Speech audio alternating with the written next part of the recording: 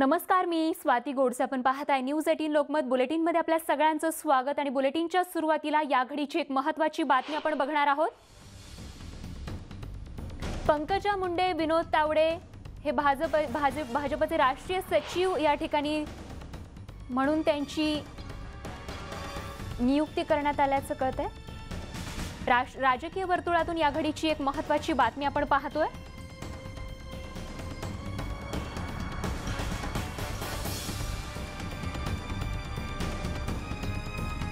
तर हिना गावित यांची राष्ट्रीय प्रवक्त्या म्हणून नियुक्ती करण्यात आलेली आहे. भाजपच्या गोटातून एक महत्त्वाची बातमी या घडीची आपण पाहतोय.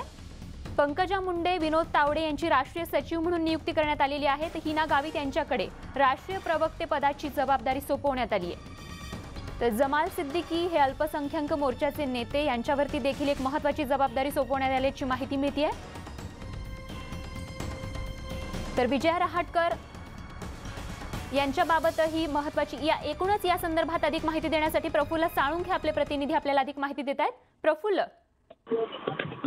नक्कीच स्वाती, आपण जर पाहिलं तर विधानसभा निवडणुकीमध्ये पराभव झाल्यानंतर आणि विनोद तावडेंना तिकीट नाकारल्यानंतर ते कुठेतरी अडगळीत पडल्याचं आपल्याला पाहायला मिळतंय. अनेक जे मोठे मोठे आंदोलनं होत आहेत त्यामध्ये देखील विनोद तावडे असतील, पंकजा मुंडे असतील, त्या कुठेही आपल्याला दिसल्या नाहीत. आणि या सगळ्या जर गोष्टी पाहिल्या तर आताच जी यादी केंद्रीय पातळीवर जाहीर झाली आहे त्यामध्ये दोघांना नॅशनल सेक्रेटरी म्हणून या ठिकाणी स्थान देण्यात आलेलं आहे.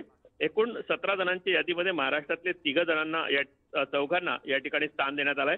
विजया रहाटकर तर महिला अध्यक्ष होत्या केंद्रीय, त्यामुळे त्यांना ही जबाबदारी आणखी या ठिकाणी एक देण्यात आलेली आहे. या सगळ्या जर गोष्टी पाहिल्यात तर पंकजा मुंडे असतील, विनोद तावडे असतील, यांना केंद्रीय पातळीवर नेण्याचा प्रयत्न जो आहे तो पक्षाकडनं या ठिकाणी सुरू आहे. पण या सगळ्या गोष्टींबद्दल पंकजा मुंडे असतील किंवा विनोद तावडे असतील ते या ठिकाणी खुश असतील का, हा देखील एक महत्त्वाचा प्रश्न आहे. जरी केंद्राची जबाबदारी असतील तरी पक्षामध्ये सचिवपेक्षा जनरल सेक्रेटरी आणखी एक जी पद आहे ते अधिक महत्त्वाचं या ठिकाणी आहे. त्यामुळे या पदांवर विनोद तावडे आणि पंकजा मुंडे खुश असतील का, हा देखील एक मोठा प्रश्न आहे. अगदी प्रफुल्ल, धन्यवाद या माहितीसाठी. आणि यानंतर छत्रपती संभाजीराजे संबोधित करतायत, थेट जाऊया त्या ठिकाणी.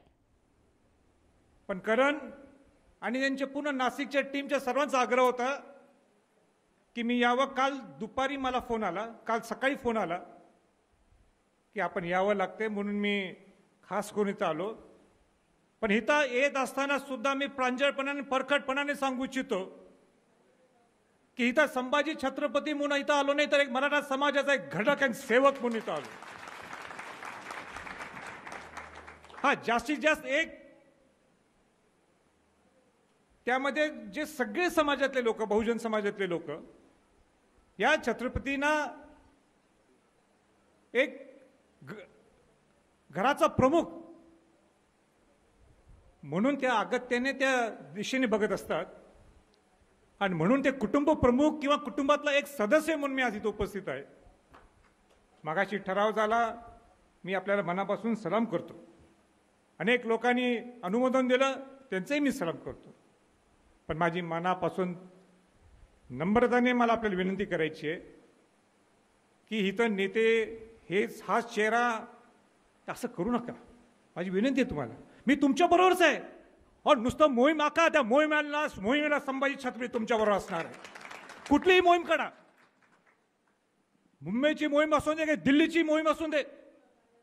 आणि माझा इतिहास आहे, संभाजी राजे ज्यावेळी बोलतो, हा संभाजी छत्रपती बोलत नाही तर शिवाजी महाराजांचा, शाहू महाराजांचा वंशच बोलतोय. दिलेला शब्द मी नेहमी पळतो आणि रेकॉर्ड आहे. या वर्षाचं नाही आहे, अनेक खासदार आमदार आता आलेले आहेत. पण माझा रेकॉर्ड आहे की 2007ला जेव्हा मी हाती मराठा समाजासाठी कधी करू म्हणून मी बाहेर पडलो होतो, ज्याचा उल्लेख नरेंद्र पाटलांनी केला. बहुजन समाजाला एकत्र आणण्यासाठी माझा प्रवाह होता. माफ करा, मी मराठ्यांचं नुसतं नेतृत्व करत नाही किंवा मराठा समाजच हा माझा नाही आहे. शिवाजी महाराजांनी 18 पगड, जात, 12 बडतेदाराने स्वराज्य निर्माण करून दिलं. राजश्री छत्रपती शाहू महाराजांनी 1902ला बहुजन समाजाला आरक्षण देण्यात आलं, त्यामध्ये मराठा समाजाचा समाविष्ट होता. आज कुठे गेले मराठा समाज? कुठे गेली शिवाजी महाराजांची आयडिओलॉजी? कुठे गेली शाहू महाराजांची आयडिओलॉजी? हे चालते, हे चालून द्यायचं नाही म्हणून संभाजी छत्रपतींनी 2007ला उडी घेतली. पूर्ण बहुजन समाजाचा विचार किंवा मराठा समाजाला या बहुजन समाजामध्ये कसा आणता येईल. पूर्ण महाराष्ट्र मी पिंजून काढला, एकही जिल्हा असा नाही जिथं मी गेलो नाहीये. मी माझं कौतुक करत नाहीये, ही माझ्या घराण्याची जबाबदारी, ज्याच्यात माझा जन्म झाला ते मी क्रमप्राप्त समजतो. पण मला आपण जर विचारलं तुमच्या जीवनातले 2 अविस्मरणीय प्रसंग सांगा. एक अविस्मरणीय प्रसंग असा आहे की ज्यावेळी 58 मोर्चे चालू होते,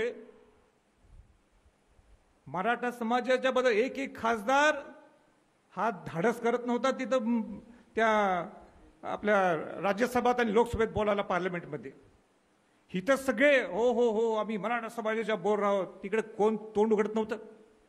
माफ करा पण ही खरी परिस्थिती आहे. नागपूरचा मोर्चा झाला, हा धनंजय जाधव याला कपडे नव्हते म्हणजे तुला देतो कपडे, चल प्लेनमध्ये बस म्हणलं. प्लेन तिकीट काढलं माझ्यावर, त्याला घेऊन गेलो. का गेलो? मला वाटलं की आपण सुद्धा अरे खासदार झालो की उपकार केलेत काय, छत्रपती घराण्याला म्हणजे त्याची तुलना होऊ शकत नाही. पण आपल्याला लोकांनी खासदार म्हणून केलं तर आपली काही जबाबदारी ना. आणि म्हणून पहिल्यांदा माझ्या इतिहासात माझ्या जीवनात जर मी कुठं आंदोलन केलं असेल पहिलं आणि 1 मॅन आंदोलन, ते म्हणजे पार्लमेंटच्या समोर गांधीजीच्या पुतळ्याच्या समोर 2 प्लाकार्ड घेऊन होतो. आपला आवाज आत्ता नाहीये, त्या दिवशीपासून दिल्लीत घुमघुमा लागलेला आहे. मला आपल्याला मुद्दाम सांगायचंय, का नेतृत्व मला घ्यायचं नाही मी तुम्हाला सांगायचंय. मला माझ्या जीवनात मी इतकं प्रामाणिकपणाने काम करतो. आज मला शिवाजी महाराजांनी शाहू महाराजांनी तिकडे पाठवलं, जिथं कुठं असेल मी तिथं प्रामाणिकपणाने मी राबतो, प्रामाणिकपणे वेळ देतो. घरी मी 4-5 दिवसाच्या वर आजही मी 13 दिवसात दिलं नाही. 4-5 दिवसच कोल्हापूर, बाकी पूर्ण महाराष्ट्र पिंजून काढतो. कोणासाठी? आपल्या मराठा समाज, आपल्या बहुजन समाजासाठी मी फिरतोय. मला आपल्याला सांगायचं आहे, जो महामोर्चा 4 एप्रिलला झाला होता, मराठा समाज तिथं एकदम लाखो 30-40 लाख लोक समोर होते. कोणाची धाडस नव्हती त्या स्टेजवर जायची. मला अनेक तिथे एसपीनी सांगितलं जर झालं नाही तर दंगल घडली तर मराठांना तर स्टॅम्पेड होईलच, पण तिथं हिंदू मुस्लिम वाद होईल, दलित मराठा वाद होईल आणि बऱ्याच काय गोष्टी त्या ठिकाणी जातील. लोक शांतपणाने परत जाणं गरजेचं आहे. आणि म्हणून मी छत्रपती म्हणून, त्या घरात माझा जन्म झालाय म्हणून पॉलिटिकल रिस्क घेतली, सोशल रिस्क घेतली मी. का? काय होईल ते होईल, पण आपण आपल्या लोकांना वाचवणं गरजेचं आहे. आणि म्हणून मी त्या स्टेजवर गेलो.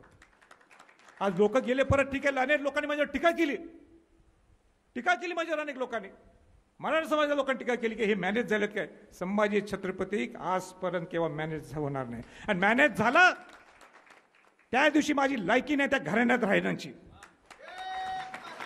माझी लायकी नाही त्या घराण्यात राहायची. मग माझी लायकी नाही त्या शिवाजी महाराज शाहू महाराजांचा वंशज म्हणून किंवा वैचारिक वंशज म्हणून घ्यायचं.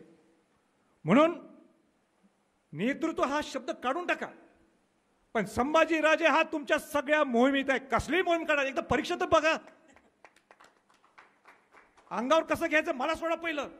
पहिला वार मला होऊन दे, पहिला वार मला होऊन दे. कसलाही वार होऊन दे, कसलाही वार होऊन दे, गोळीचा वार होऊन दे का तलवारीचा वार होऊन दे, पण छत्रपती सुद्धा एकदा मॅन काढली तर ती मॅन सुद्धा मी परत करणार नाही. आणि हेच वाक्य मी 2013ला नरेंद्र पाटील साहेब, आम्ही स्टेजवर होतो, सगळे मंत्री बसले होते, नारायण राणे समितीचे अध्यक्ष होते, आणि त्यावेळी हेच वाक्य वापरलं होतं मी 2013लाच ना, काय 16-17 2014ला. आणि आज परत वाक्य वापरतो, द्या मोहीम, माझ्याकडे मोहीम. नेतृत्व म्हणू नका, बाहेर काढलेली आहे. तुम्ही म्हणू नका नेतृत्व, पण सांगा संभाजी राजे, संभाजी छत्रपती, ही मोहीम तुम्ही घ्या. त्या मोहिमेला एक मराठा समाजाचा सेवक म्हणून मी जाणार, मराठा समाजाचा नेतृत्व म्हणून जाणार नाही, मराठा समाजाचा चेहरा म्हणून जाणार नाही, पण एक समाजातला एक घटक, एक समन्वयक, म्हणून म्हणताना तसं असलं तर माझी तयारी आहे, पण बाकी कुठल्या गोष्टीसाठी नाही. पंतप्रधानांना जे गणेश कदम बोलले मगाशी फार भावनिक झाले होते. अहो, भावनिक व्हायचं नसते. कुठले ते गोष्टी गनिमी कावाने करायचे असतात. तिथं दिल्लीत गेलो, मला काही सुचना, इकडं तर सगळं पेटलंय, महाराष्ट्र पेटायला लागलेलं आहे. आपल्या विरोधात सुप्रीम कोर्टात आपला निकाल आपल्या विरोधात लागले.